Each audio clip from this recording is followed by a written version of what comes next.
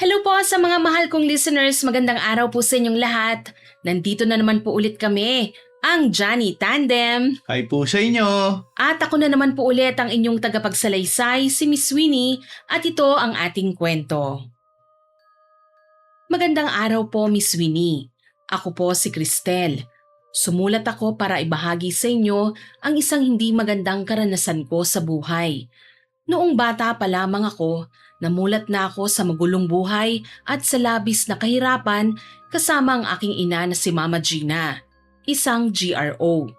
At dahil sa uri ng aming pamumuhay at sa aking nakasanayan, paglaki ko, tinahak ko rin ang landas na yon. Nagtatrabaho kami sa isang club na puno ng usok, alak at iba-ibang lalaki ang gabi-gabi naming nakakaharap. Noon, ang pananaw ko sa buhay ay wala ng pag-asa. Tanggap ko na pariwara na ang aking kinabukasan. Subalit nagbago ang lahat nang makilala ko si Jerome, isa sa mga regular suki ko sa club. Hindi siya katulad ng ibang parokyano na bastos dahil mabait siya at higit sa lahat, hindi basura ang tingin sa akin. Siya rin ang madalas kong hingahan ng lahat ng aking mga hinanakit sa mundo. Oh, heto pa Jerome. Ubusin mo yan ha. May isang bucket pa tayong paparating mamaya. Nag-order na ako dun sa waiter natin eh. Uy, dahan-dahan lang tayo sa pag-inom, Cristel. May mga aasikasuhin pa ako negosyo bukas na maaga, no? Baka malasing ako ng sobra niyan. Naku, ikaw pa ba? Kaya mo yan. Tsaka bayad na rin naman ang mga alak natin eh. Sayang naman kung hindi natin iinumin lahat. Hindi sayang yan. Makatable lang kita eh. Sulit na eh. Ay sus, bolero. Oy, pero seryoso ha. Salamat ulit ngayong gabi. Masaya ako na ikaw ang nag-book sa akin. Napakalaking tulong mo para sa kota ko ngayong gabi. Wala yun, no? Ikaw lang naman talagang dahilan kung bakit ako pumupunta rito eh. Mas komportable ako kapag ikaw ang kaharap ko. Uy, salamat ah.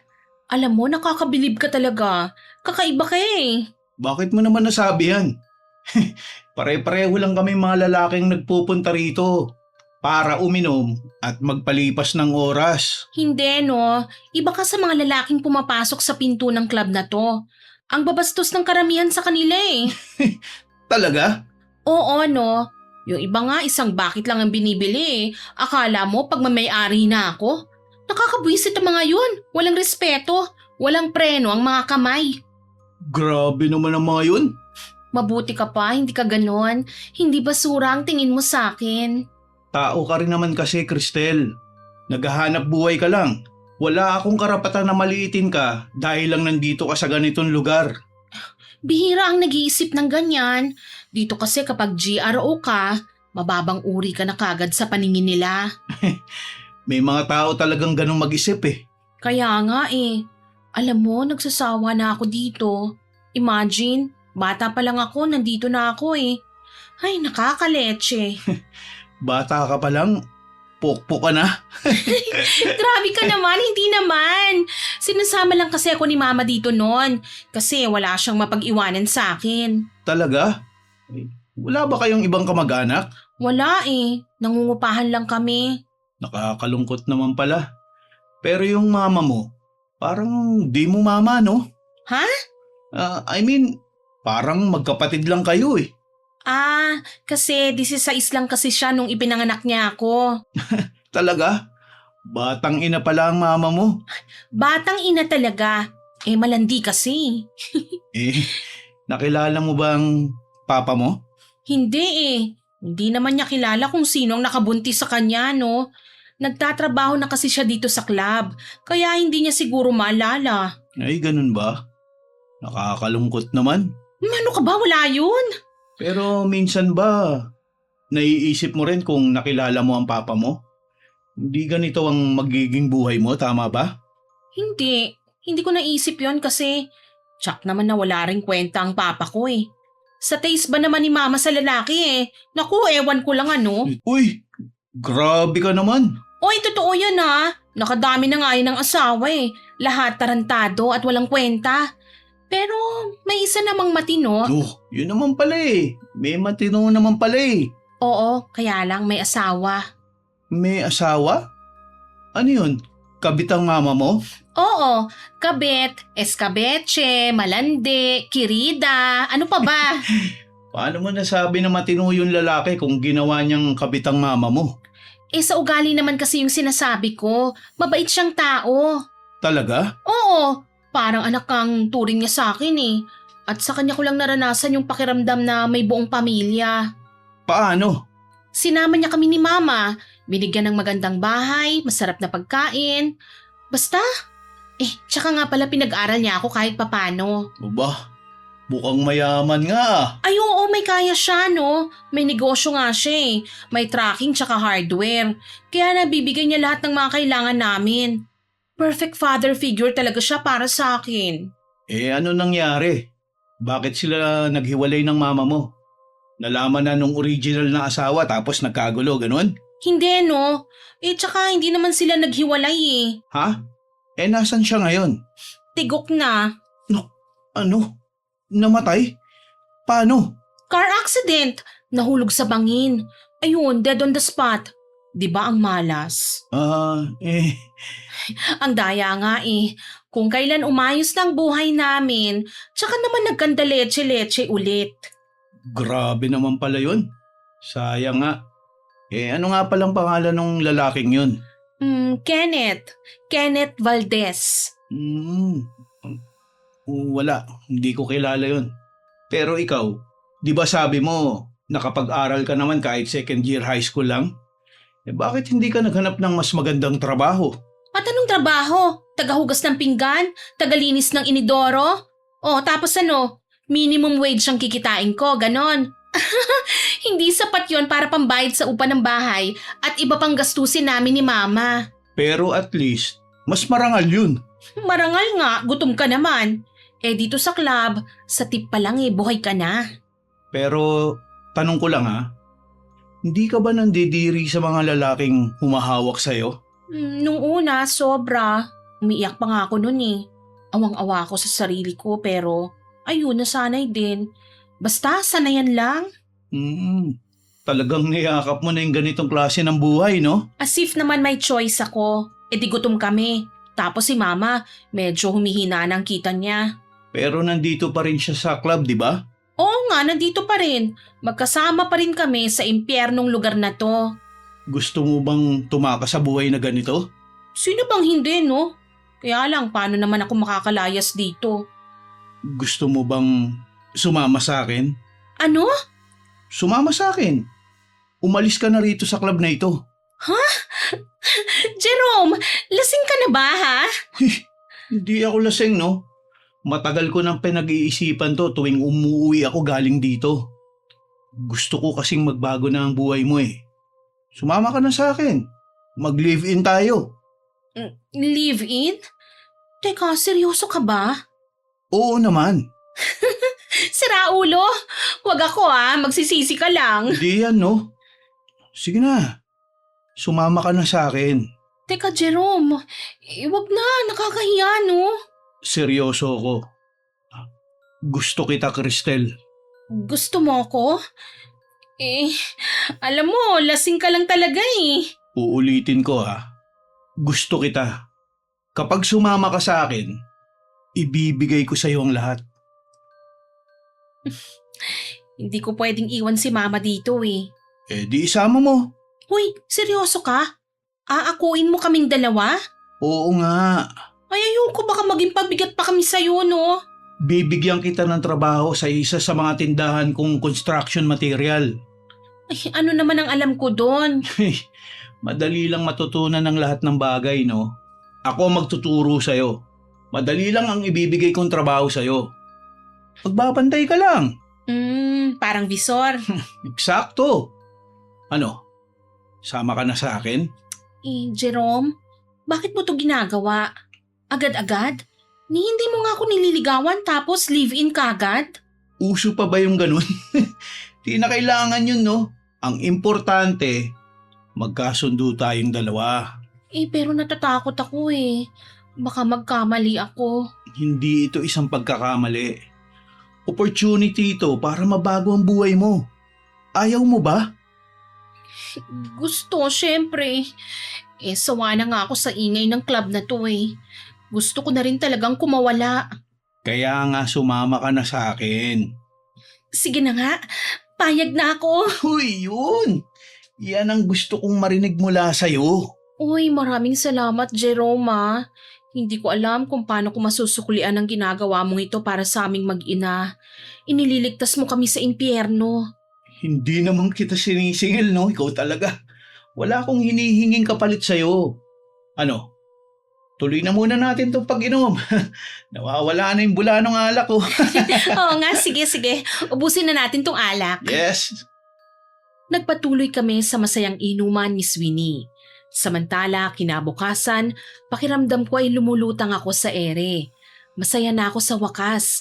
May isang lalaking nag-alok ng totoong tulong sa akin. Na may nagbukas ng pinto palabas sa impyernong pinasukan namin ni Mama. Sa bahay, bago kami matulog, kinausap ko si Mama Miss Winnie. Nakaupo siya sa harap ng isang basag na salamin at nagbibilang ng kakarampot na tip sa nagdaang gabi. Tumabi ako sa kanya at dito ko binuksan ang usapin tungkol sa alok sa akin ni Jerome. Ma?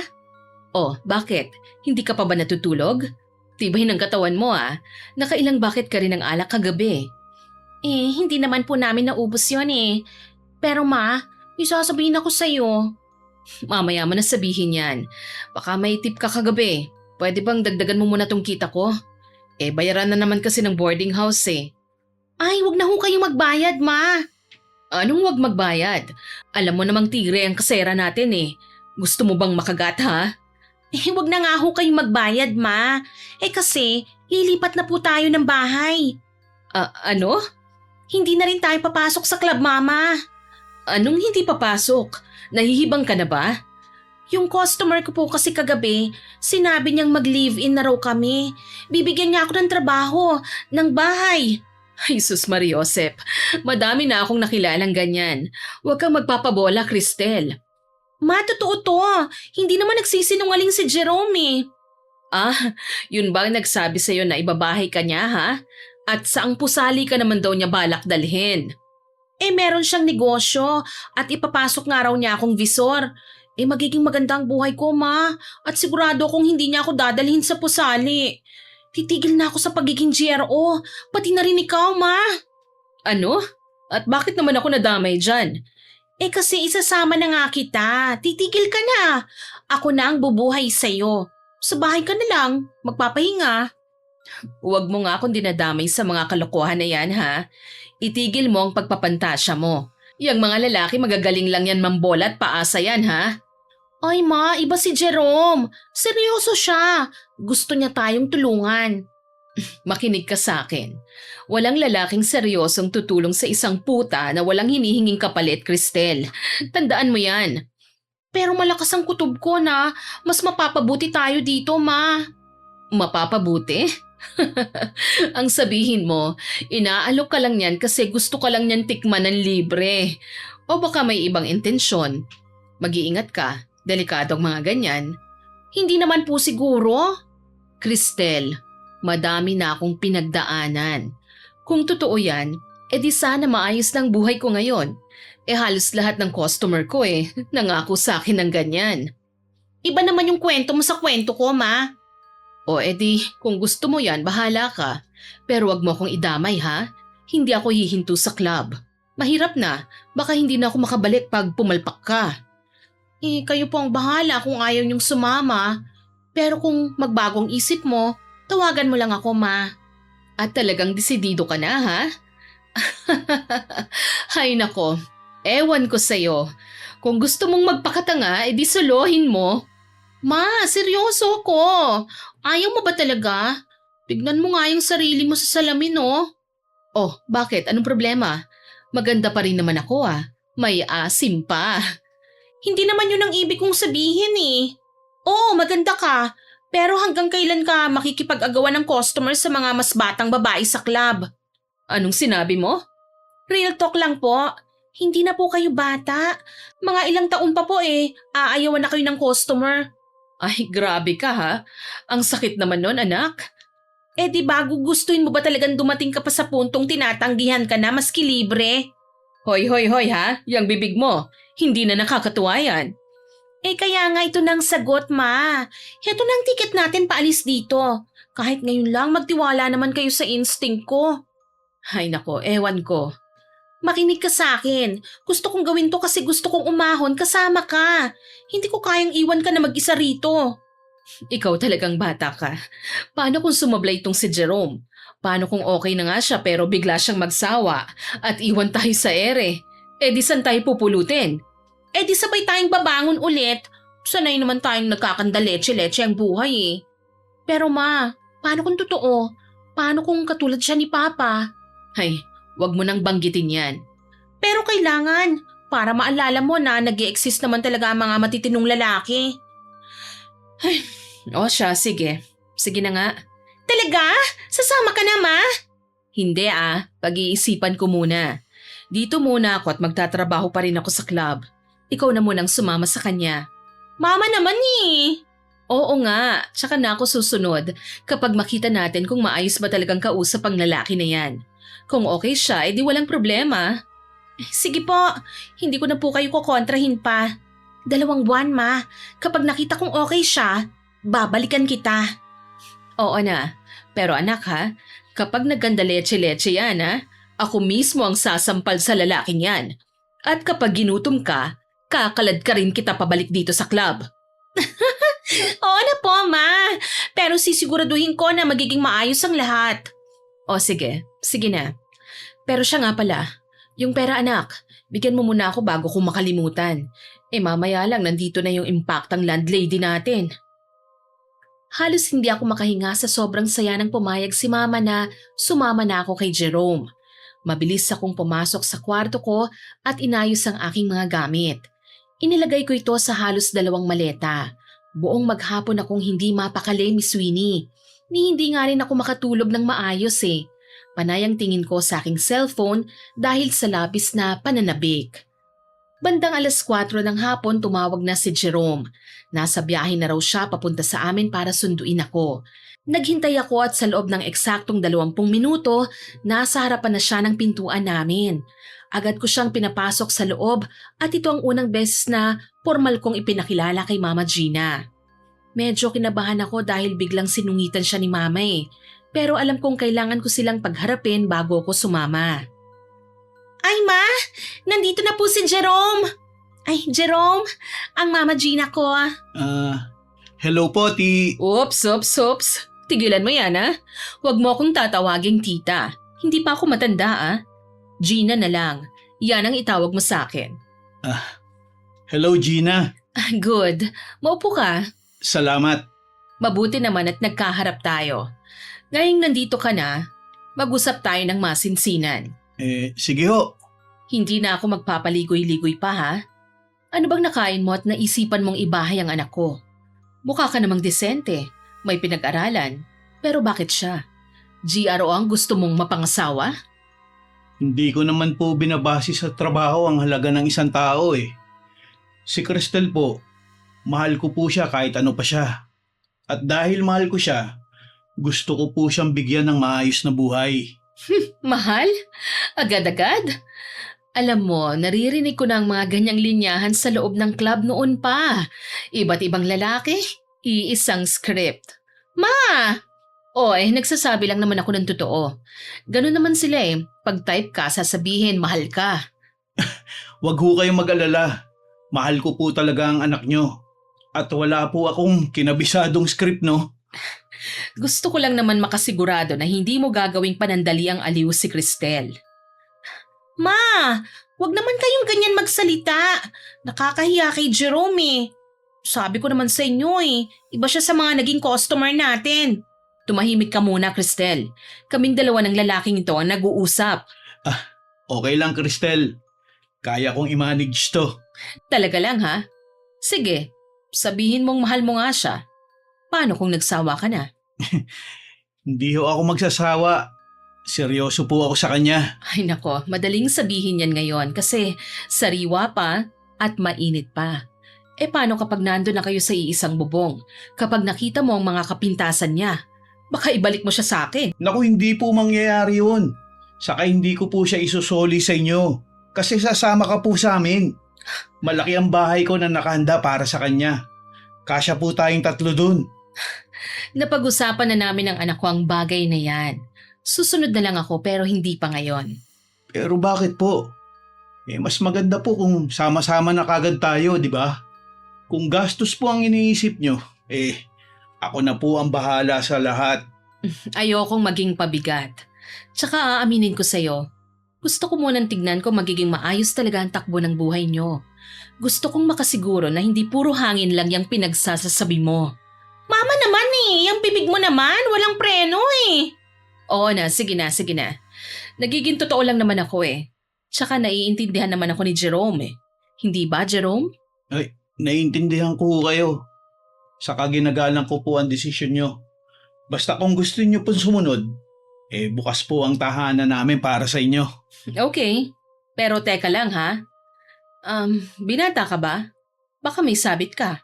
Ayoko maging kabit ang kristal ko. Binata po ako. Wala po akong sabit. Walang asawa at walang anak. Safe po sa akin si Cristel. Mabuti ng malinaw. Mahirap kasing sumugal sa panahong ito eh. Kasi may iba dyan, magpapakilalang binata pero pamilyadong tao pala. Galit po ba kayo sa mga lalaking ganon? Abay natural. Sino namang matutuwa sa mga ganong klase ng lalaki?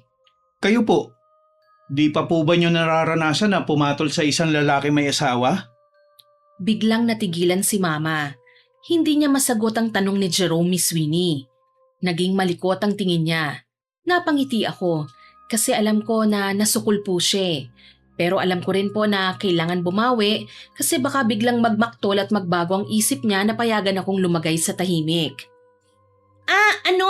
Si Mama, sa totoo lang may nakarelasyon din may asawa pero naghiwalay din sila.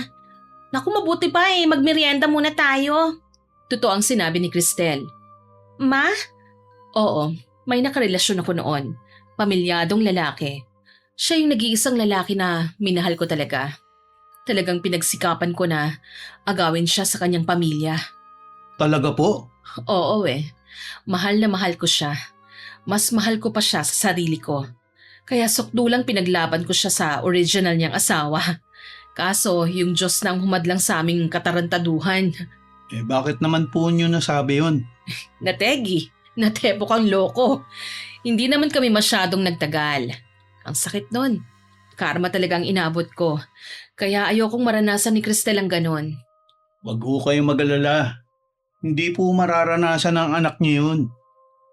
Sa totoo lang po galing din po ako sa broken family. Oh? Bakit? Anong nangyari sa pamilya mo? Nag-aaway dahil sa pera? Dahil po sa babae. Nang babae ang papa ko At naging saksi ako sa paghihirap ng mama ko noon. Nakita ko po araw-araw kung paano siya umiiyak. Ah, talaga? Oo. At nakita ko kung paano siya magmakaawa sa tatay ko na huwag kaming iwan dahil maliit pa lang ako. Pero umalis din siya Sumama siya sa ibang babae. Jerome, alam ko masakit ang pinagdaanan mo na yan. Kaya wag mo na lang alalahanin. Naku, ito kasing si Mama Okay lang. Gusto ko rin lang malaman ng mama mo ang buong pagkatao ko para mapanatag siya. Mabigat pala ang pinagdaanan mong bata ka. Kaya pala match kayo nitong si Cristel Pareho kayong may peklat sa buhay gawa ng kawalan ng maayos na pamilya. Kaya nga po Pareho kayong dihado sa mga papa ninyo. Tama po. Kaya hindi ko sasayangin ang tiwalang binibigay sa akin ni Cristel. Ako na po ang bahala sa kanya. Okay, sige. Ipagkakatiwala ko sa iyo ang anak ko. Pero wag na wag mong sasaktan yan, ha? Opo. Makakaasa po kayo sa akin. Pangako ko yan. Ay, salamat, Ma. Promise, babalikan kita dito. Oo na, sige na. Bitbitin nyo na yung mga maleta mo sa labas bago pa mag-ibang ihip ng hangin at bawiin ko yung desisyon ko. Oh, mag-iingat kayo sa biyahe, ha? Sandali lang ho. Bakit? Mag-iiwan po ako ng panggastos nyo. Tapos ito ang calling card ko. Kapag may kailangan ka, tawagan nyo lang ako. Aba, mukhang maayos ka nga talaga, ha? Anak, ayos tong syota mo, Mama! Jerome, hindi mo naman kailangan gawin yan Ayos lang yun. Promise. Walang problema sa akin. Ito po ang pera. At hindi na rin po kami magtatagal ha. Salamat po ha. Nako, salamat din sa uulitin. Bye, mag-iingat kayo ha. Kinuha ni Jerome ang mga maleta at naglakad na kami palabas ng bahay. Lumingon ako saglit bago kami tuluyang sumakay sa kotse niya. Nakita ko si Mama na nakangiti habang kumakaway sa may pinto namin. Nakahinga po ako ng maluwag. Sa wakas, aalis na ako sa magulong lugar na yon.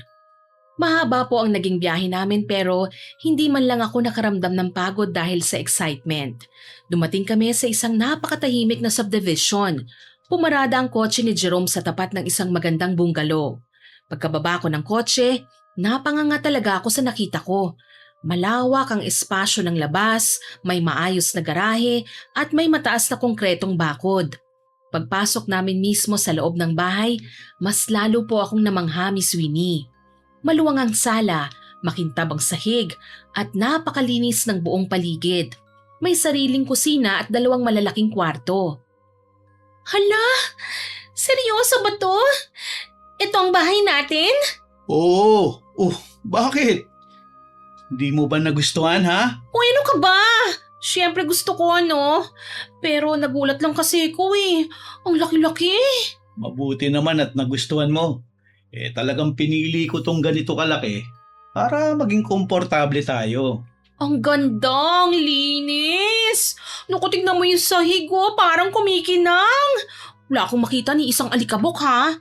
Parang di yata ako masasanay sa ganito Kasi 'di ba, sanay ako sa masikip, sa mabaho. Uy, kalimutan mo na yun. Wala ka na dun no. Dito, magiging tahimik na ang buhay mo. Ay, halika. Papakita ko sa iyo yung kusina.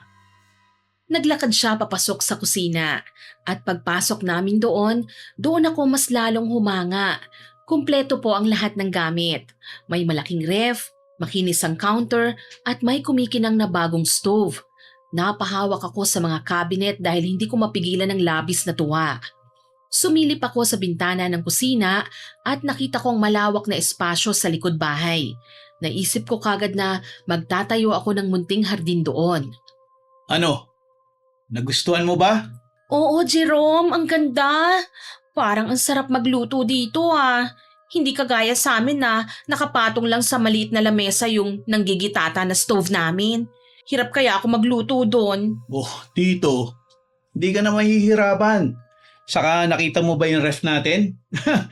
Pupunuin natin yan ng mga pagkaing paborito mo. At bukas, mag-grocery tayo. Talaga?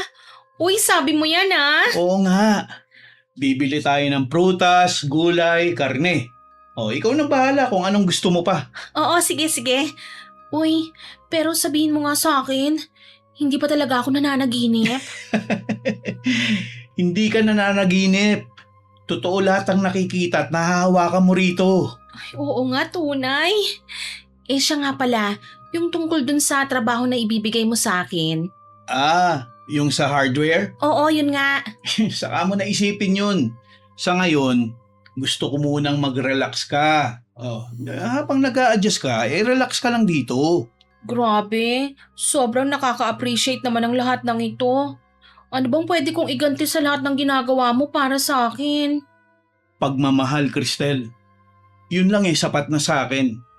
Saka, alagaan mo ang sarili mo ha. Gusto ko, magpataba ka ng konti. Halatang kulang ka sa tulog at kain Namumutla ka Susubukan kong magpataba Magluluto ako ng masasarap na ulam natin. Araw-araw. Aasahan ko yan ha. Gusto ko yung may sabaw. Aba, tamang-tama. Naku, masarap kaya ako magsinigang. Ano? Sinigang na baboy o hipon? Paborito ko ang sinigang no? Pareho pero mas expert ako sa baboy. Uy, sige. Gusto ko yan. Bukas ipagluto mo ako kapag nakapag-grocery na tayo. Mamayang gabi, anong uulamin natin? Lalabas na lang muna tayo. Dadalhin kita sa paborito kong restaurant. Oh, talaga? Okay. Naglakad si Jerome palapit sa lababo at kung maayos ng supply ng tubig. Sinundan ko siya ng tingin at habang tinitignan ko siya, pinagmamasdan ko ang kanyang kilos at pananalita. Parang bigla kong naisip si Papa Kenneth. Parang bigla kong nakita sa kanyang lalaking hinangaan at minahal ko bilang papa noon. Iisa kasi sila ng ugali ni Sweeney eh. Pareho silang maalaga, responsable at marunong mag-asikaso ng babae. Siya mismo ang nagparamdam ulit sa akin na may totoong pamilya makalipas ang napakahabang panahon. Pakiramdam ko, ligtas talaga ako sa kanya. Masaya ako kasi sa wakas may isang katulad niya na dumating ulit sa akin.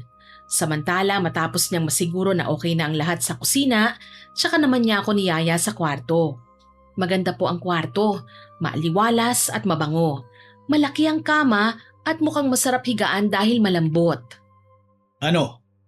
Nagustuhan mo ba? Ay, sobra na to, Jerome! Naku hindi Kulang pa nga to eh. Kulang na mga roses. Dapat pala nag-order ako nun. Di sana mas magiging romantic ang unang araw natin dito, di ba? Uy, teka lang! Hindi ba masyadong maaga para dyan? Ano ka ba? Bakit kailangan ba talaga may oras tayong dapat na sundin? Wala naman. Kaya lang Natatakot ka ba sa akin? Wala naman akong gagawing masama sa'yo, no? Saka wala kang dapat na ikatakot. Kasi kung sakali man, pananagutan naman kita eh. Ano bang pananagutan ng sinasabi mo? Di ba? Mag-asawa na ang setup natin dito. Saka gusto ko nang umpisa na mangarap na magkaroon ng sariling pamilya. Sira!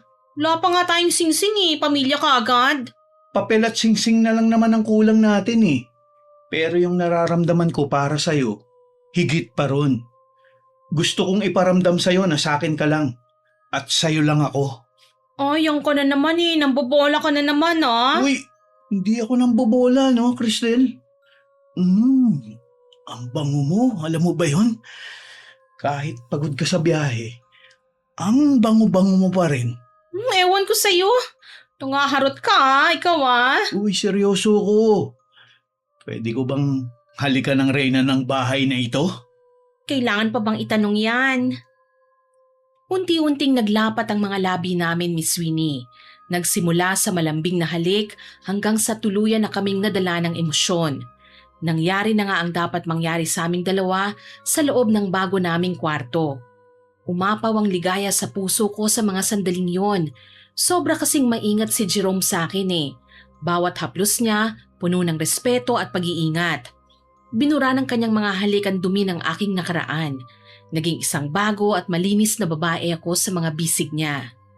Samantala sa loob ng ilang buwan, naging maayos po kami ni Jerome. Ganun din, nagkaroon na rin ako ng bagong trabaho, tulad ng pangako niya sa akin. Naging normal, tahimik at maganda ang buhay ko kasama siya, pero yung mama ko, nagkaroon siya ng malaking problema. Isang madaling araw, bigla siyang tumawag sa akin. Hello, Ma? Napatawag ka? Madaling araw pa lang Cristel? Anak? Ma, bakit? Anong nangyari? Bakit ka umiiyak? Wala na. Tinanggal na ako sa club. Pinalayas na ako ni Sir Marco. Ha? Paanong tinanggal? Bakit daw? May nakaaway kasi ako kagabi. Yung bagong saltang babae doon, si Jen. Inagaw nila yung regular customer ko na hapon. Oh, tapos? Aba, syempre nagalit ako.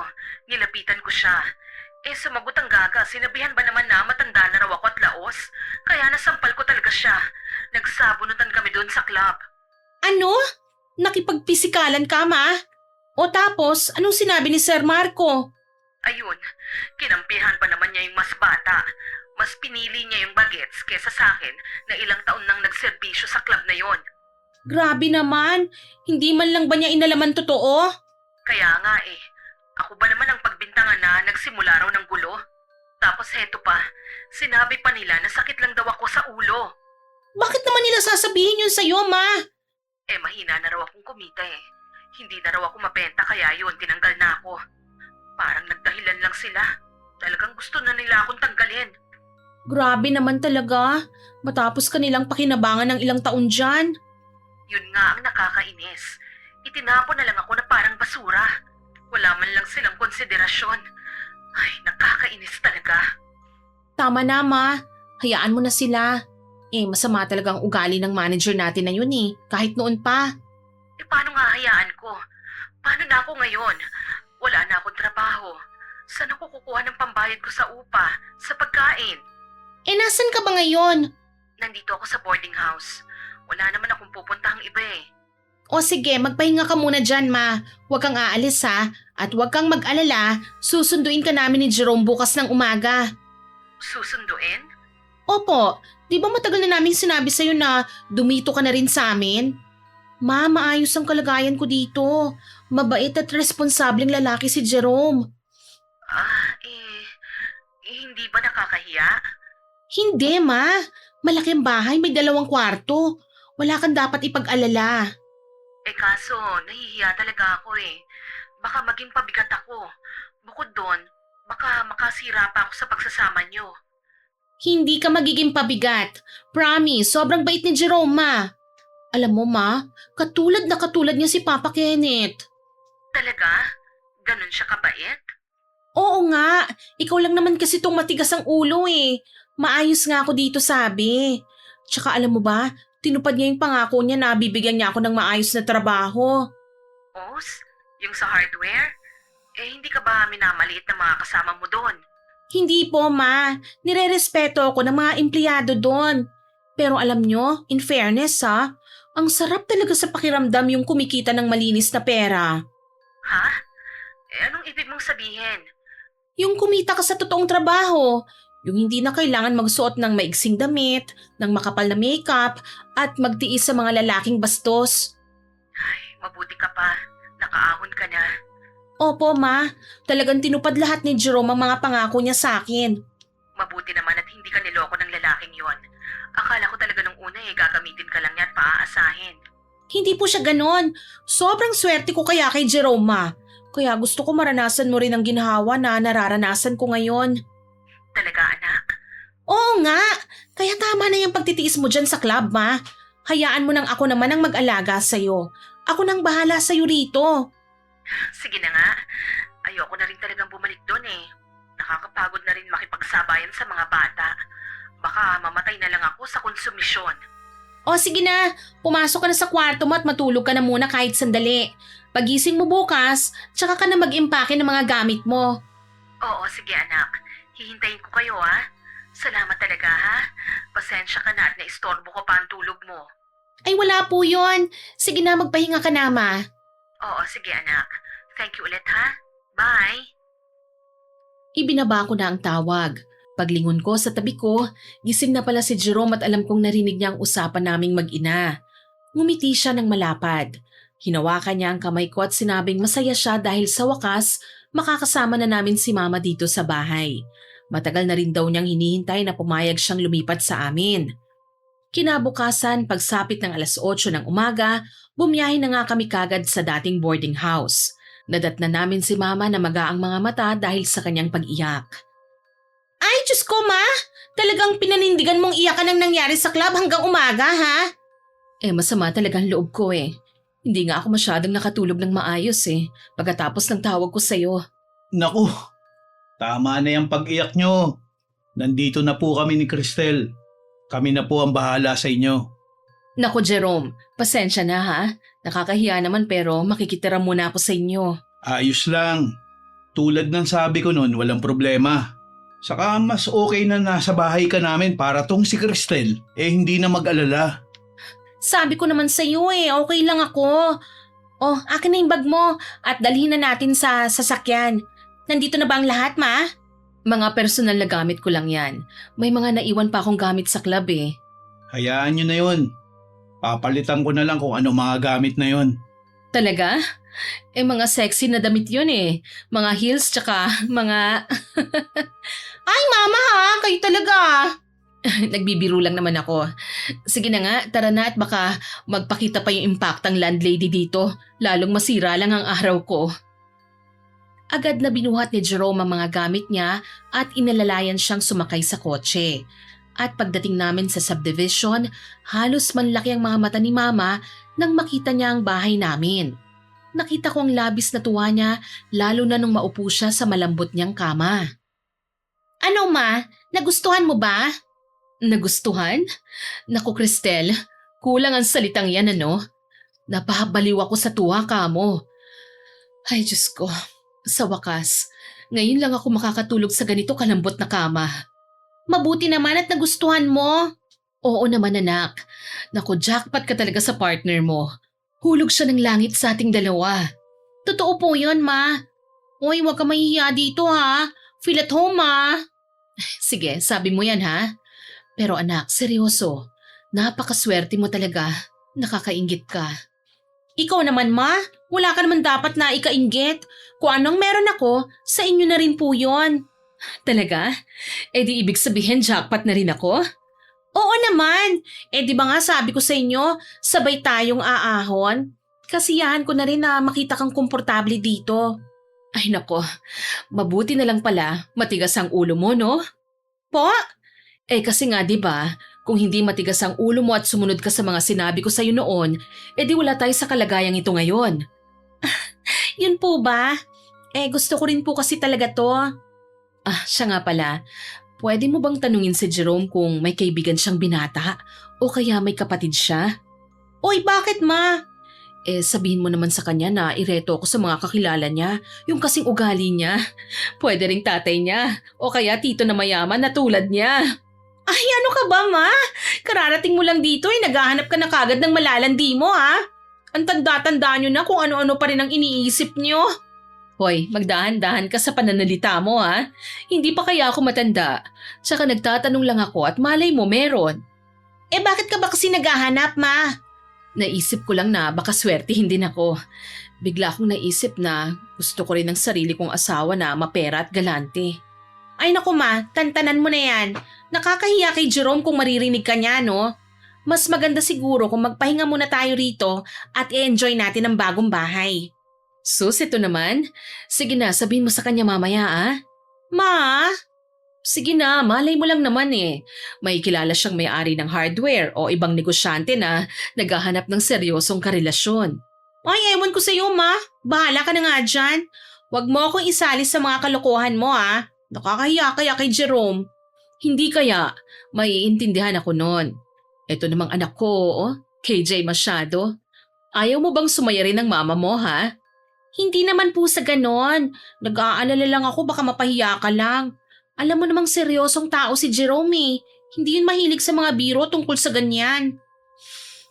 Sige na nga, hindi na muna ako mangungulit. Pero balang araw ha, kapag may nakilala akong gwapong afam o kaya mayaman din, eh wag kang magseselos ha. Aba, nag-ambisyon na talaga ng afam ngayon ng mama ko ha. Sige na nga, bahala ka na dyan. O doon muna ako sa kusina ah, ipagluluto kita ng tanghalian. Ay, oo sige. Ipagluto mo ako ha, yung pangmayaman ha, yung masarap na ulam. Oo na ma, sige na maiwan ko muna kayo ha. Patulog ka na lang muna dyan ng mahimbing. Lumabas na ako ng kwarto niya at dumiretso na ako sa kusina para ipagluto siya ng tanghalian. Samantala sa mga sumunod na buwan ni Sweeney, naging maayos at tahimik ang lahat ng bagay. Magkasundo rin sina Mama at Jerome sa maraming bagay. Pero habang tumatagal, dahan-dahang napalitan ng duda ang katahimikan ko. Napansin ko po kasi na kakaiba ang closeness nilang dalawa. Yung tinginan nila ay parang may kahulugan. Hanggang sa isang gabi, medyo nalate ako ng uwi galing sa hardware. Naabutan ko silang dalawa. Pagbukas ko ng pinto, nag-iinuman sila. Nakaupo si Mama sa tabi ni Jerome sa sofa. Nakapatong ang kamay ng partner ko sa hita ni Mama. Tumatawa sila at sobrang lapit ng mukha nila sa isa't isa. Ramdam ko ang matinding panginginig ng aking mga tuhod at ang mabilis na kabog ng aking dibdib. Huminga ako ng malalim bago ako tuluyang nakapagsalita. Anong ginagawa niyong dalawa? Nandyan ka na pala. Bakit nga pala ginabi ka ng uwi ha? Hindi mo pa sinasagot ang tanong ko. Anong ginagawa niyong dalawa? At bakit nakapatong ang kamay mo sa hita ng mama ko? Ano bang klaseng tanong yan ha, Cristel? Anong gusto mong palabasin? Nakita ko kayo, Ma. Huwag ka nang magkaila. Pagbukas ko pa lang ng pinto, kitang-kita ng dalawang mata ko na nakahawak siya sa hita mo. Ay, ano ka ba? Wala yon. Walang mali siya yon. Walang mali siya? Eh yung halos magdikit na ang mga labi nyo, wala pa ring mali siya yon? Siyempre wala. Ano ka ba naman? Naglolokohan ba tayo dito, Ma? Hoy, Cristel. Umayos ka sa mga binibitiwan mong salita Wala kaming ginagawang masama. Nagbabanding lang kami nitong manugang ko. Huwag niyo nga akong gawing tanga. Ilang araw ko na kayong inoobserbahan at napansin ko na rin ang kakaibang kinikilos niyo. Praning ka talaga. Ano bang sinasabi mo dyan, ha? Ma! Partner ko yan! Inaagaw mo ba siya sa akin nang hindi ko nalalaman, ha?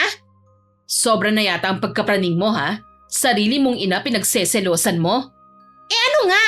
Bakit nga siya nakahawak sa'yo? Ano nga kasi? Kino-comfort lang niya ako. Nitong mga nakaraang araw kasi malungkot ako kaya ginagawa ni Jerome yun.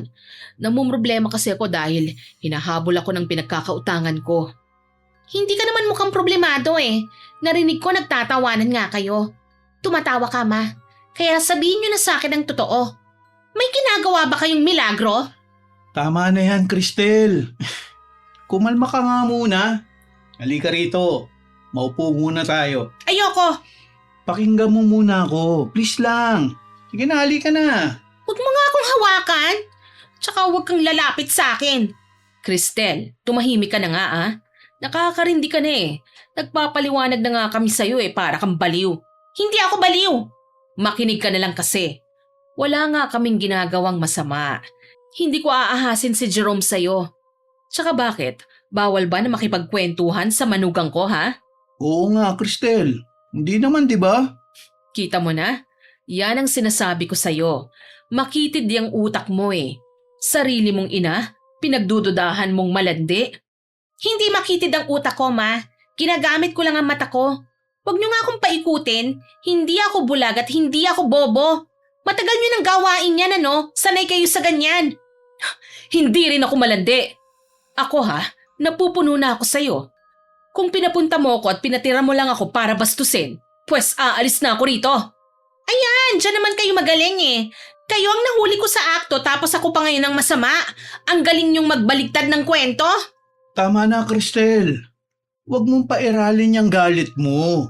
Kawawa naman ang mama mo May problema siyang pinagdadaanan tapos dadagdagan mo pa ng isipin. Dinamayan ko lang talaga siya. Talaga lang, ha? Oo nga. Oo, di ba? Pamilya tayo, di ba? Sino pa ba magdadamayan kundi tayo rin?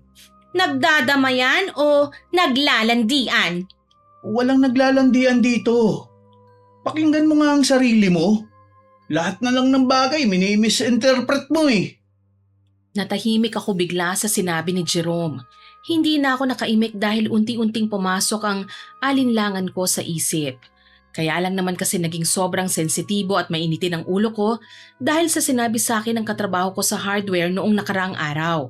Sinusulsulan niya ako at sinabing nakita niya raw si Jerome na may kasamang babae na may edad ng konti na pumasok sa isang hotel.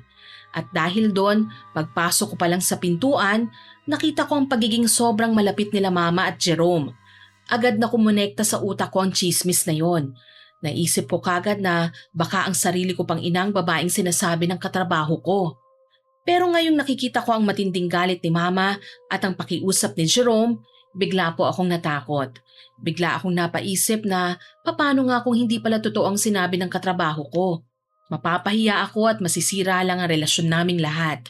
Kaya naman medyo pumreno po ako. Gina, huwag ka munang umalis. Gabi na at mukhang uulan pa Hayaan mo na. Baka pagod lang siguro ang anak nyo.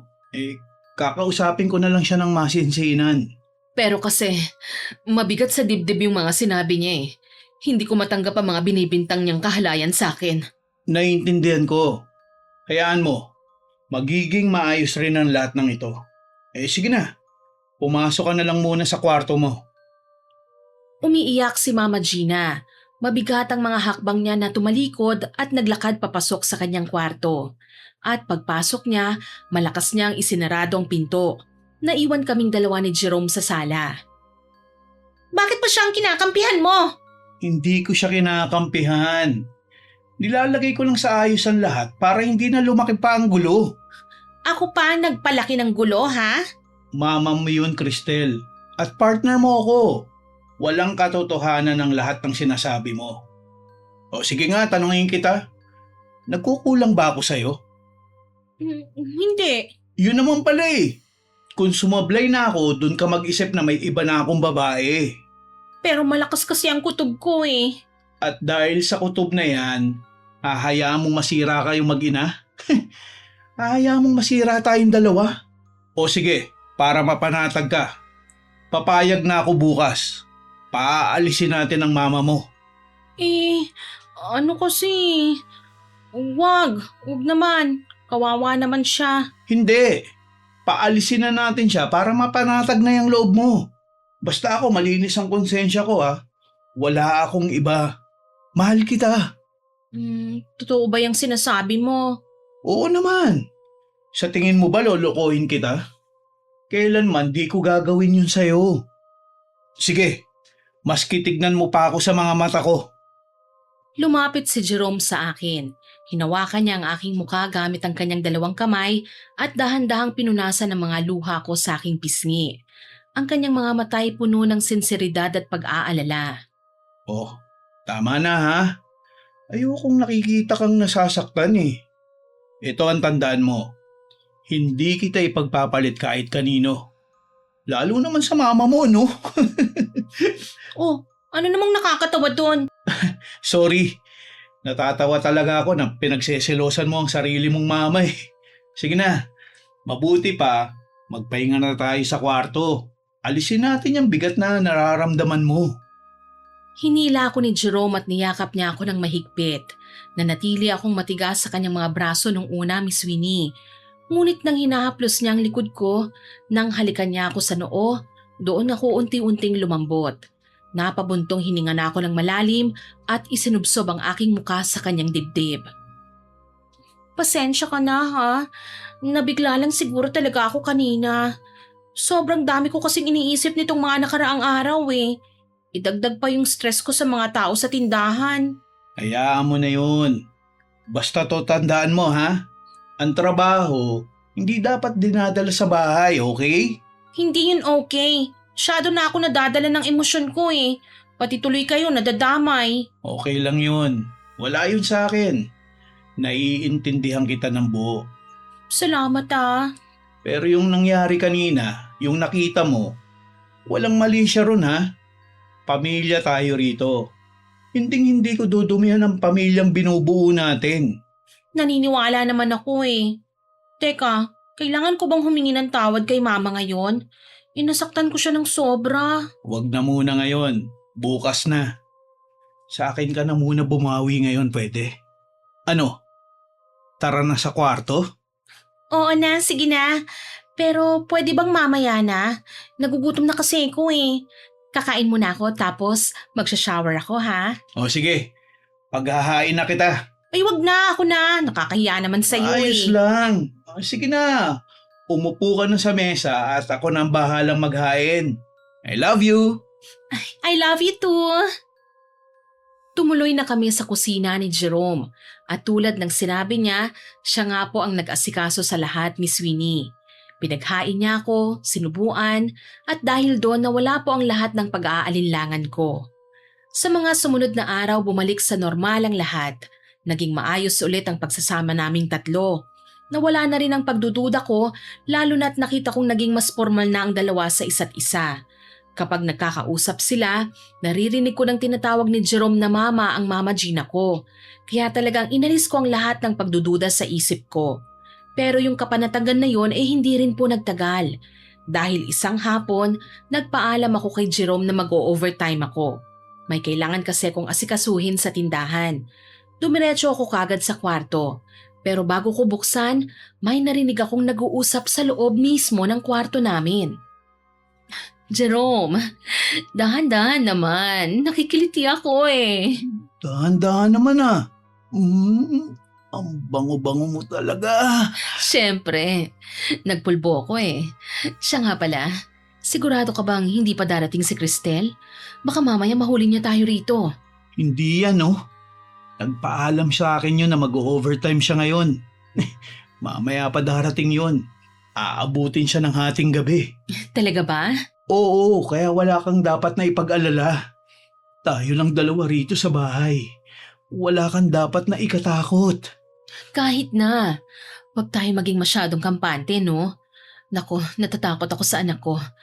Magaling ang pang-amoy nun eh. Hindi yun. Kontrolado ko si Cristel. Mabilis lang maniwala ang utu-utu mong anak eh. Halikan ko lang yun ng bagya, lalambot na. Sige na, sasabihin pa talaga eh. Kaya nagsiselos tuloy ako niyan. Ano ka ba? Wala kang dapat na ikaselos, no? Anong wala? Siyang lagi mong katabi. Tapos ako, kinakalimutan mo dun sa kabilang kwarto. Nakakainis kaya? Huwag ka nang mainis. Hayaan mo. Gagawa ako ng paraan para lagi tayong magkasama. Sa ngayon, magtiis ka na lang muna. Saka na lang tayo bumawi. Puro na lang tayo mga nakaw na sandali. Parang pelikula lang ah. Totoo naman eh. Pero hayaan mo babawi talaga ako sa'yo. Pag nakaipon pa ako ng konti, ibibili kita ng bahay. Oh, di nga. Talaga ba? Oo, para ikaw din ang magiging reyna dun. Nako, pinapaikot mo lang yata ako eh. Baka mamaya hanggang salita ka lang ha. Sanay na sanay ka pa namang mambola. Bakit naman kita bubulahin?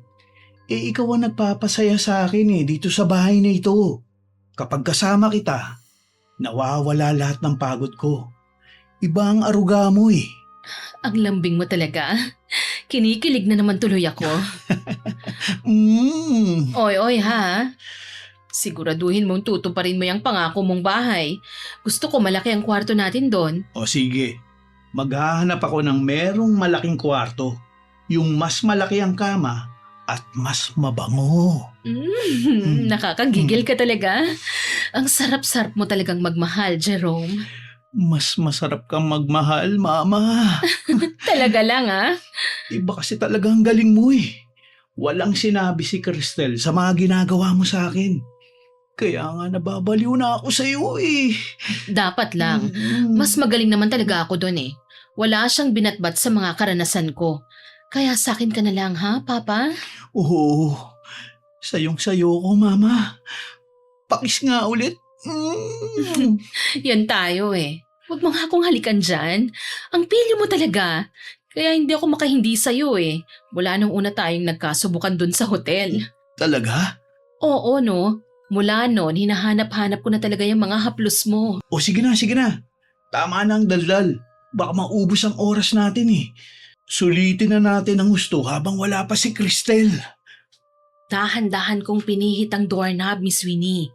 Binuksan ko ang pinto ng konti. Pagtingin ko sa siwang, nakita kong dalawang kaanyuan sa kama na magkayakap habang nagpapalitan ng mabibigat na halik. Laking gulat ko nang malinaw kong makita ang posisyon nila. Nasa ibabaw ni Jerome si Mama Gina at pareho silang walang saplot. Hindi ko po ma-explain kung anong nararamdaman ko ng mga oras na yun. Halo-halo nang naging emosyon ko, gulat, sakit, galit, pandidiri at marami pang iba. Gusto kong sumigaw, gusto kong magwala. Pero imbis na kumprontahin silang dalawa, tahimik akong napaatras. Mabagal at maingat akong naglakad palabas ng bahay. Nagpalipas ako ng sama ng loob sa isang bar. Madaling araw na po ako nang umuwi noon. At pag uwi ko, malinis ang kwarto namin. Tahimik na natutulog si Jerome. At kinaumagahan, silang dalawa parang walang nangyari. Ang aga mo naman bumangon. Madaling araw na kitang naramdaman tumabi sa akin eh. Anong oras ka na ba talaga natapos sa hardware? Late na. Sobrang daming kailangan ayusin eh. May mga nawawalang inventory na wala raw sa bodega. Ganun ba? Pero sana natulog ka ng kahit 1 o 2 oras pa para makabawi ka sa puyat mo. Ayos lang ako. Nakalimutan mo yata. Sanay ako sa puyatan. Totoo naman din yung sinabi niya, Jerome. Huwag kang mag-alala dyan. Kayang-kaya niyang hindi matulog kahit 3 araw. Oo, kayang-kaya ko talaga yon. Kaya huwag kang mag-alala sa akin. Pero kasi, yung eye bags mo parang lumalaki na. Saka parang namamagay ang mga mata mo Umiyak ka ba? Umiyak? Bakit naman ako iiyak? May dahilan ba para umiyak ako ha? Wala naman. Napansin ko lang. Kung ano-ano ang napapansin mo. Kumain na nga lang tayo. Baka mamaya mawalan pa ako ng gana dyan sa panlalait mo. Uy, anong nilait? Hindi naman kita nilalait Hindi nilalait? Sinabihan mo nga akong malaking eye bags ko eh. Teka, sandali. Bakit ang init ng ulo mo? May problema ba? Wala! Oh, wala naman pala eh. Naku, hayaan mo na siya, Jerome. Teka, kukunin ko nga lang yung itlog. Niluto ko yun para sa'yo, anak. Itlog? Aanihin ko naman ang itlog, ma. Di kakainin, natural. Hindi ba paborito mo yan kapag umaga? Ayoko ho nun. Malansa. Ano? Sige na, kumain na kayo. Busog pa pala ako. Mamaya na ako kakain. Uy, teka, sandali. Kumain ka muna kahit konti. Kailangan may laman ng sikmura mo. Baka mahilo ka niyan. Sige na, Cristel. Makinig ka na sa kanya. Kumain ka. Sumabay ka sa amin. Ayoko nga sabi. Bakit ba namimilit kang... Uy, teka. Ano nangyayari sa'yo? Hindi ko na po natapos ang sasabihin ko dahil biglang umikot ang sikmura ko. Kaya mabilis akong napatakbo sa lababo. Pagdating ko ron, sunod-sunod na ang pagduduwal ko. Pilit kong nilalabas ang laman ng sikmura ko pero puro laway lang ang idinudura ko. Walang lumalabas kahit anong pilit ko. Bigla rin po akong nahilo. Muntik pa nga akong matumbay. Mabuti na lang at naalalayan ako ni Jerome at pinaupo ulit sa harap ng lamesa. Ilang sandali lang, medyo kumalma na ang pakiramdam ko. Okay ka lang ba, ha? Namumutla ka ng sobra, oh. Okay lang ako. Nahilo lang ako ng konti pero ayos na ako. Pero bakit ka naduwal? Mabaho yung pagkain. Malansa. Oy, teka. Matanong nga kita. Kailan ka huling dinatnan? Ano bang pakialam niyo sa dalaw ko? Bakit niyo ako tinatanong? Naisip ko lang kasi. Hindi kaya buntis ka? Hindi ako buntis. 2 buwan na akong delayed pero normal lang sa akin yon. Stress lang to at puyat. Nako, confirmed. Buntis ka nga. Hindi ako buntis. Paano ka nakakasiguro? Delayed ka, mainitin ang ulo mo, at ngayon nagdududuwal ka, nahihilo. Hindi mo ba alam ang signs na yan paglilihi? Ano bang sinasabi nyo? Ganyan din ako nung pinagbubuntis kita noon. Amoy pa lang ng isda, suka na ako ng suka. Sabi nang hindi nga ako buntis. Imposible yan. Hindi ako pwedeng mabuntis. At bakit naman imposible? May partner ka. Natural lang na magbuntis ka. Hindi nga pwede. Walang bata dito sa tiyan ko at hindi ako magkakaroon ng bata dito. Sandali nga. Bakit ganyan ang reaksyon mo? Ayaw mong magka-baby tayo? Ayoko! Ano? Pero bakit? Kasi hindi nga pwede. Basta ayoko. Anong hindi pwede? Alam mo naman, di ba? Pangarap ko ang magka-baby. Kung binigay na sa atin, ako ang magiging pinakamasayang daddy sa buong mundo. Tigilan mo nga ako sa drama mo, Jerome.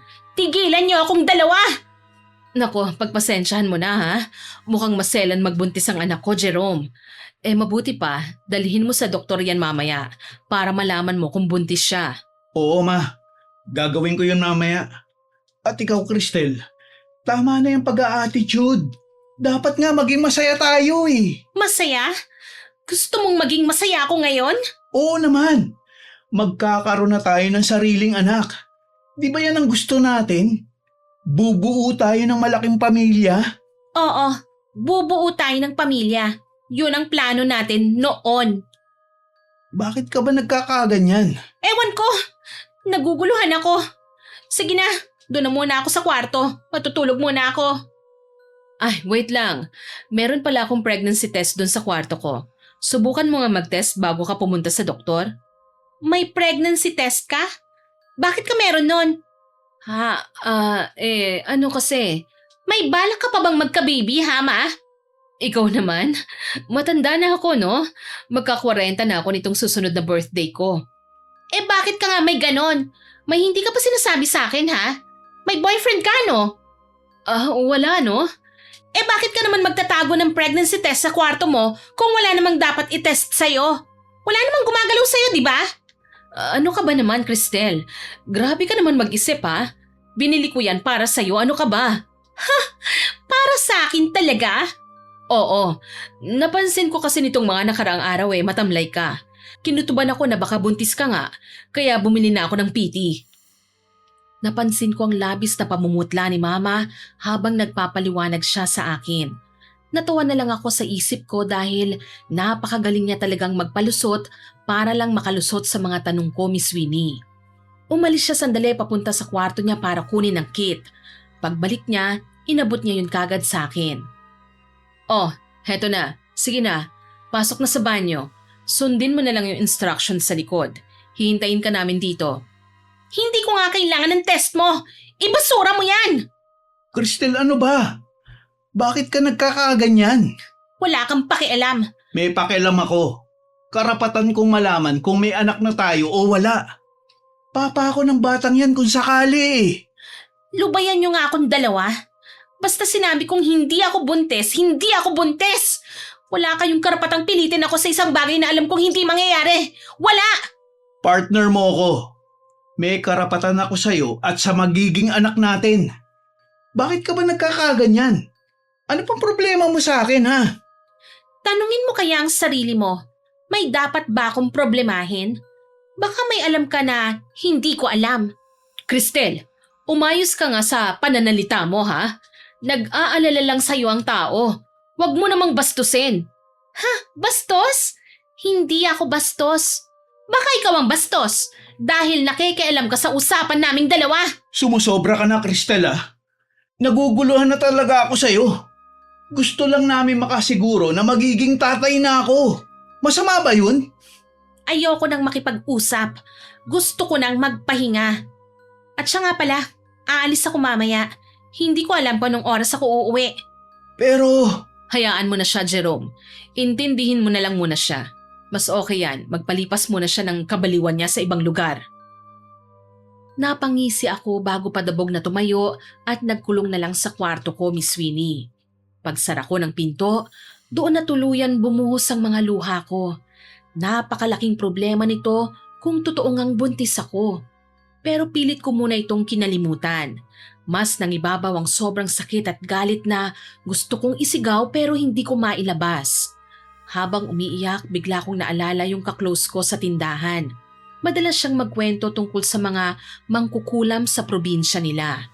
Gusto kong gumanti. Gusto kong maranasan nila ang matinding sakit. Wala nang pagdadalawang isip, dinampot ko ang cellphone ko.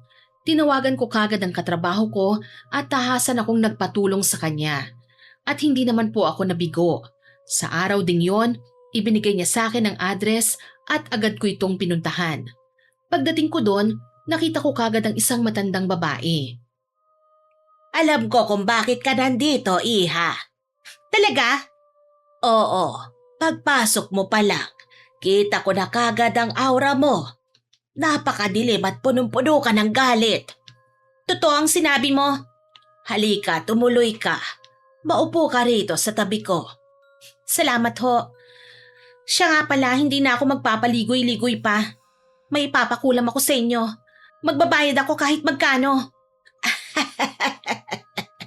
Teka lang, huminahod ka muna.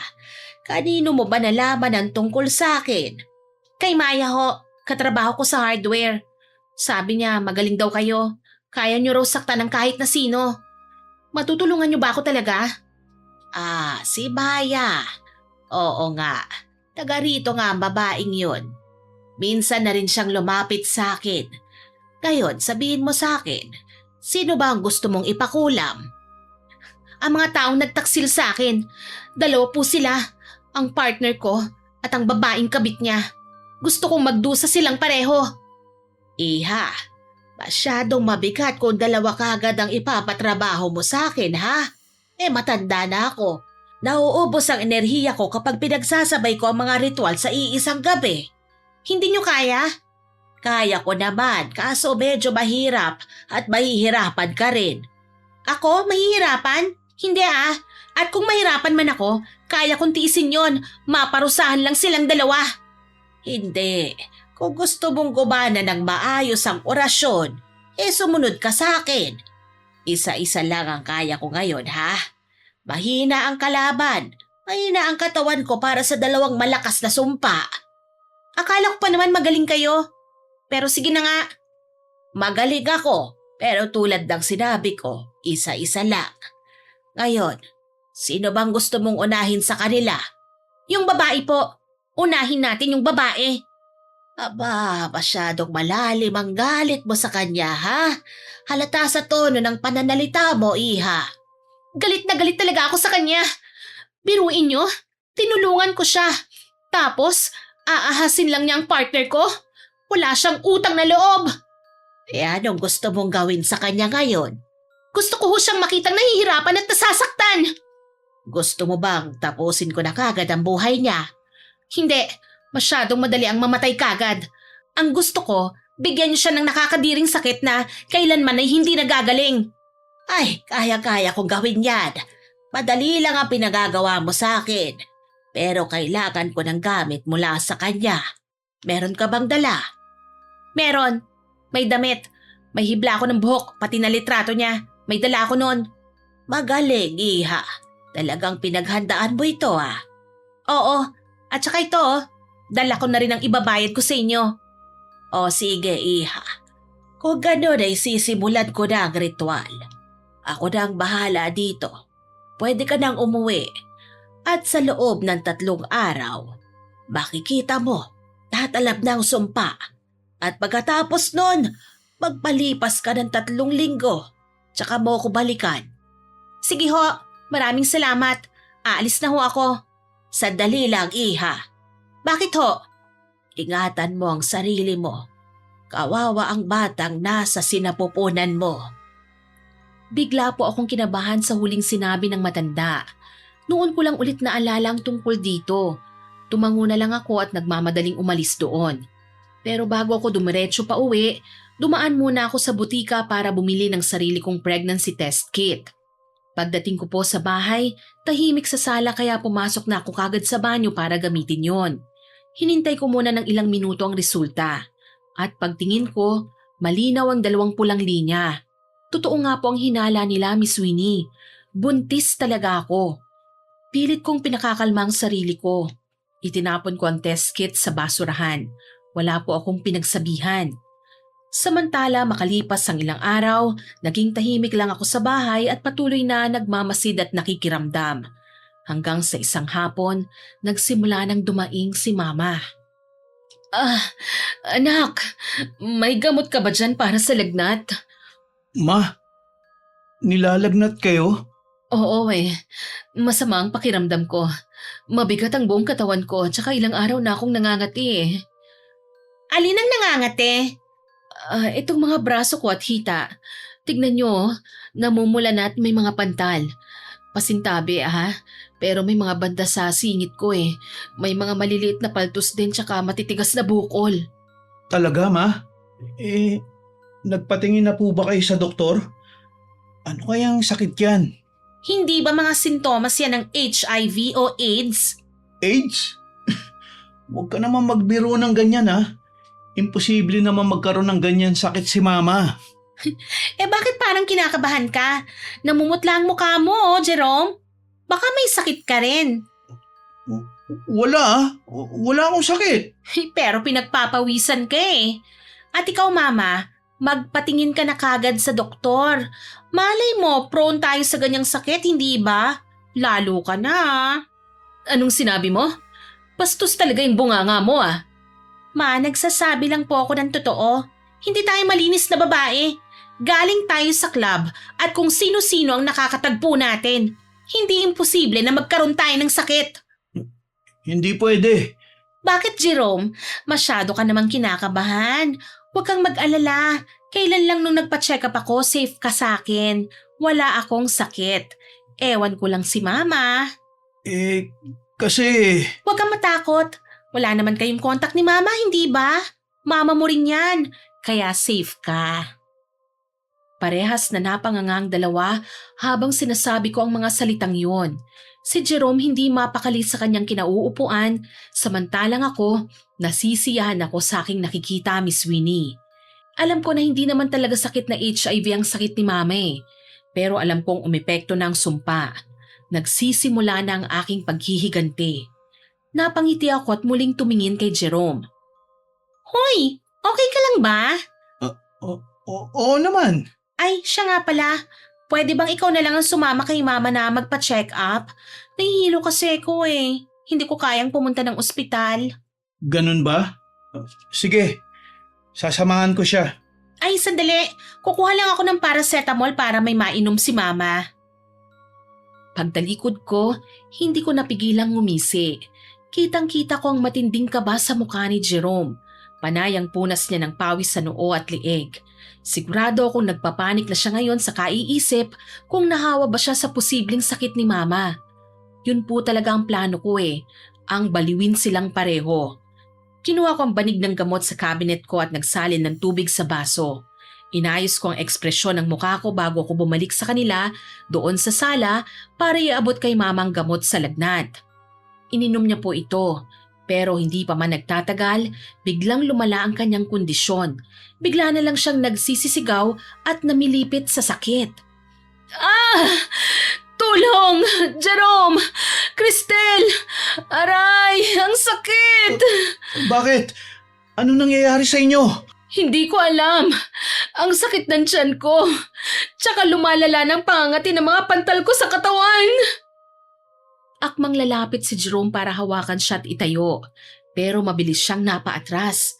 Bigla kasing nangamoy ang paligid Amoy bulok na karne. At ang mas nakakagulat pa, pag-angat ng mukha ni Mama, nakita kong punong-puno na siya ng malalaking pigsa. Tulungan niyo ako. Ang hapde. Ang sakit. Sus Maria Jose, tulungan niyo ako. Cristel, tumawag ka ng ambulansya. Dali, bilisan mo! Ikaw nang tumawag kung gusto mo. Ano? Bakit ka ba ganyan magsalita, ha? Ayoko nga sabi. Bakit ko naman tutulungan ng isang ahas? Anong sabi mo? Hayaan mo siyang magdusa. Tsaka wag mo na ring dalhin sa doktor kasi hindi naman siya gagaling doon. At paano mo naman nasabi na hindi ako mapapagaling ng ospital, ha? Dahil pinakulam kita. Ano? Anong sinasabi mo, ha, Cristel? Tama kayo nang narinig, Ma. Ipinakulam ko kayo kasi ahas kayo. Kinuha niyo akong tanga. Pinagtaksilan niyo akong dalawa. Ano ba yung sinasabi mong yan, ha? Nababaliw ka na ba? Kayo ang baliw. Mga baboy. Ginawa niyo akong tanga. Alam ko ang lahat ng pinaggagawa niyo. Ano bang sinasabi mo, anak? Wala kaming ginagawa sa'yo. Huwag mo akong tawaging anak. Walang ina na kayang ahasin ng sarili niyang anak. Wala nga akong ginagawang masama sa'yo. Sinungaling! Nakita ko kayo sa kwarto. Huling-huli ko kayong dalawa. Pero hindi lang ako nagsalita noon. Nakita mo kami? Oo! Kaya wag na kayong magkaila pa. Hindi ba nga, nangako ka pa sa kanya na ibibili mo siya ng bahay at gagawing reyna? Ang kapal ng mukha niyong dalawa. Anak, patawarin mo ako. Natukso lang ako. Matagal kasi akong nag-iisa. Kaya partner ko ang inahas mo, ganun ba? Pwes magdusa ka. Ang sabi ko sa mangkukulam, bubulukin ka niya ng buhay. Hindi. Bakit mo ginawa to sa akin? Ha, Cristel? Dahil yan ang nararapat sa katulad niyong ahas. Tama ka, Cristel. Yan talaga ang dapat sa mga malulupit na ulupong. Bigla po akong napatingin kay Jerome nang marinig ko ang mga binitiwan niyang salita. Nawala ang atensyon ko kay Mama. Pati siya napatigil din sa pag-iyak dahil sa sobrang pagkabigla. Si Jerome, nawala yung takot at kaba sa mukha niya. Napangisi siya at parang tuwang-tuwa pa. Nakatayo siya sa harap namin, pumapalakpak at masayang pinalipat-lipat ang paningin sa aming dalawa ni Mama. Ang galing! Sobrang galing mo, Cristel! Nagawa mo ang plano ko ng walang kahirap-hirap. Plano? Anong sinasabi mo dyan? Anong plano? Ang plano kong paghihiganti sa mama mo. Grabe! Ang tagal kong hinintay ang araw na ito. Sa wakas, natupad na rin. Nakita ko din kayong nagdusa. Paghihiganti? At bakit ka naman maghihiganti sa amin? Wala naman kaming ginawang masama sa iyo Malaki ang naging kasalanan niyo sa amin, lalo na sa pamilya ko. Lalo ka na, Gina. Ikaw ang sumira sa pamilya ko nun. Inagaw mo ang papa ko. Anong sinasabi mong inagaw ko? Nagtatanga-tangahan ka ba, ha? Ano't hindi mo maalala mga katarantaduang ginawa mo noon? Hindi kita naiintindihan. Anong sinasabi mo at Huwag mo na akong paikot-ikutin. Si Kenneth, siya ang papa ko. Naalala mo na?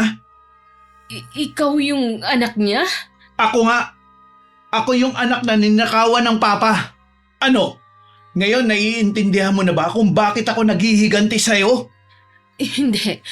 Hindi to totoo. Jerome, sabihin mong nagbibiro ka lang. Walang ya ka. Sa wakas, nahuli ka na rin sa bitag. Anong bitag? Anong sinasabi mong bitag ha, Jerome? Planado ko tong lahat, Cristel. Planado? Kung ganon lahat ng ito, kasinungalingan lang? Aba, matalino ka naman pala eh. Madali kang makaintindi. Kailan pa? Kailan mo pa kami niloloko? Simula pa lang ng unang tungtong ko sa club hanggang sa mapunta ka rito sa poder ko. Walang iya ka? Mas walang yayang nanay mo, no? Bakit? Bakit mo to ginagawa? Pinakulam niya mama ko. Nakita ko kung paano pahirapan ng sumpa si mama hanggang sa mamatay. Kaya mula nun, nangako ko sa sarili ko na babalikan ko siya. Kaya ginamit mo rin ako? Mismo. At hindi naman ako nagkamali na gamitin ka. Kasi naging madali sa akin na paikutin ka sa aking mga kamay. Ang sama-sama mo! Okay lang. Totoo naman na masama ako eh. Pero kasalanan to ng mama mo. Siya ang dahilan kung bakit ako naging ganito. Kaya magdusa ka. Magdusa kayong dalawa. Pero bakit? Bakit pati ako dinamay mo? Wala akong kasalanan sa'yo. Bakit ako? Wala din naman akong kasalanan dyan kay Gina. Pero bakit nadamay ako? Bakit ako ang naghirap? Bakit ako ang nasaktan? Jerome, patawad. Patawarin mo ko. Oo, tama ka. Kasalanan ko nga ang lahat. Manahimik ka. Hindi ko hinihingi ang tawad mo, no? Grabe, no? Ang dali niyong utuing dalawa. Ay, nako. Ang hilig niyo sa matatamis na salita. Pareho kayong malandi. Hayop ka! Minahal kita, Jerome! At naniwala kang minahal kita, ha? Kasangkapan ka lang para sa akin, Cristel. Di kita mamahalin, no? Dahil marumi kang babae. Hayop ka! Siya nga pala, si Maya. Tauhan ko yun. At si Aling Nena, magkakasabwat kami ng mga yan. Para maisakatuparan na ikaw mismo, Cristel, ang sumumpa dito kay Gina. Hindi! Hindi totoo yan! Nakakatawa kayo? Talagang kagat na kagat kayo sa paing ko eh. Nakakadiri. Pareho kayong uhaw sa atensyon ng lalaki. Ang bababa ng uri nyo. Ang sama-sama mo! Ngayon, tapos na ang laro natin. Nakuha ko na ang gusto ko. Umalis na kayong dalawa rito. Ano? Lumayas kayo rito sa bahay ko. Bago ko pa kayo kalad ka rin palabas. Layas na! Pagkatapos sabihin ni Jerome, wala na po kaming nagawa ni Mama kundi ang lumabas ng bahay. Naglakad kami sa kalye ng walang direksyon. Pareho kaming tulala at hindi makapaniwala sa lahat ng nangyari. Si Mama namimilipit pa rin sa sakit ng tiyan at labis na pangangati, kaya naman naupo muna kami saglit sa isang gilid at doon kami nag-usap ng masinsinan. Alam mo, mana ka talaga sa akin eh. Bakit niyo naman nasabi yon? Halos pareho kasi tayo ng pag-iisip. Nung panahong magkarelasyon pa kami ni Kenneth, talagang pinakulam ko ang asawa niya dahil sa selos. Magkaiba tayo kasi mas malala ang nagawa ko sa inyo. Hindi anak. Kung ano man ang nangyayari sa akin ngayon, deserve ko to. Karma ko ito. Huwag mong sisihin ang sarili mo. Paano na tayo ngayon, Ma? Hindi na tayo pwede dito. Mabuti pa, umuwi na lang tayo sa mga lola at lolo mo. Ano? May iba pa tayong kapamilya? Meron. Buhay pa ang mga magulang ko. Kaya lang matagal ko na silang hindi nadadalaw kasi nahihiya nga ako dahil sa trabaho ko. Uwi na tayo. Baka sakali, tanggapin nila tayo doon. Nakakahiyaman pero wala naman tayong choice, hindi ba? Wala na anak. Ma, May sasabihin pa pala ako sa inyo. Ano yun? Buntis po ako. Ano? Buntis? Diyos ko, bakit hindi mo sinabi kay Jerome? Hindi na po kailangan. Mas okay na sigurong lumaki ang anak ko nang walang tatay. Nakita niyo naman hindi ba kung anong klaseng tao si Jerome? Kasalanan ko talaga ang lahat ng ito. Patawarin mo ko, anak. Okay na ho yun, ma. Wala eh. Pareho kasi tayong tanga. Kaya nga, isa lang ang pinagdarasal ko ngayon. Sana, hindi magmana sa atin ang anak ko. Hindi, anak. Hindi natin hahayaang maranasan niya ang lahat ng masasakit na pinagdaanan nating dalawa. Hindi siya magiging katulad natin. Pinapangako ko yan. Tumango na lang ako kay mama. Tama po siya. Kailangan kong pilitin na lumaki ang anak ko ng tama at hindi magaya sa amin. Samantala, kinabukasan sumakay na kami ng bus pauwi ng probinsya. Malugod naman kaming tinanggap nila lolo at lola. At sa lugar na yon, nagbagong buhay kaming dalawa ng mama ko. Si Mama Gina, ipinagamot siya ni lolo sa isang mahusay na albularyo. At makalipas ang halos 6 na buwan, tuluyan na nga po siyang gumaling. Wala na kaming naging balita pa kay Jerome simula noon. At sinikap ko talagang maputol na ang lahat ng koneksyon namin sa kanya. Makalipas ang ilang linggo, nailuwal ko ng maayos at malusog ang anak ko, isang lalaki. At habang pinagmamasdan ko siyang mahimbing na natutulog sa tabi ko, marami po akong napagtanto sa mga nangyari. Ang galit at paghihiganti ay walang maidudulot na maganda.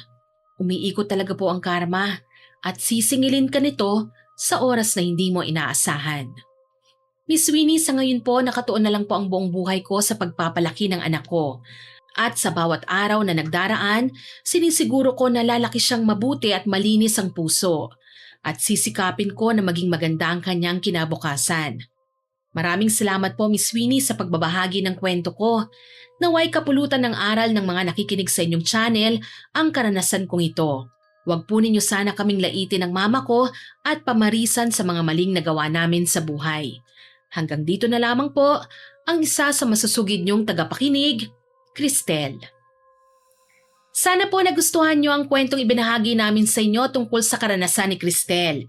Pero bago ko po tapusin ang upload na ito, hindi po ito makukumpleto nang walang shoutout sa masusugid nating listeners. Siyempre!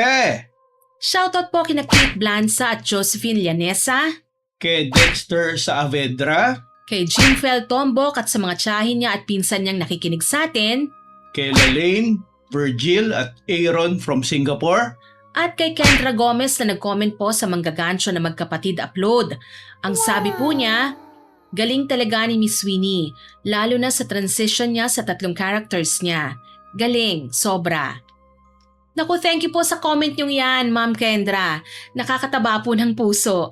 Asahan niyo po, mas gagalingan ko pa po at pati na rin po ng mister ko ang paghanap namin sa mga kwentong ilalahad namin sa inyo.